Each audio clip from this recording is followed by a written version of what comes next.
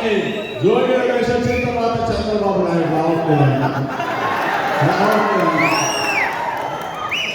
ఎవరు చూద్దాం, ఎవరు చూద్దాం.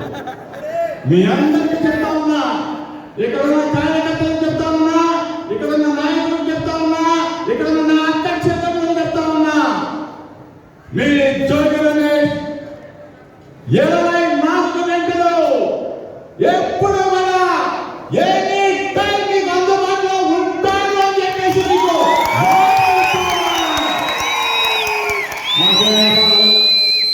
నాకేం వ్యాపారాలు, నాకేం హైదరాబాద్లో కాంట్రాక్టర్లు.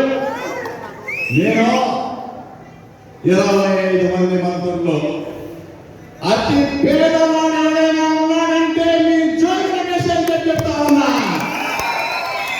సర్వే చేస్తా, మీ దగ్గర ఉంటా, ఇక్కడే ఉంటా.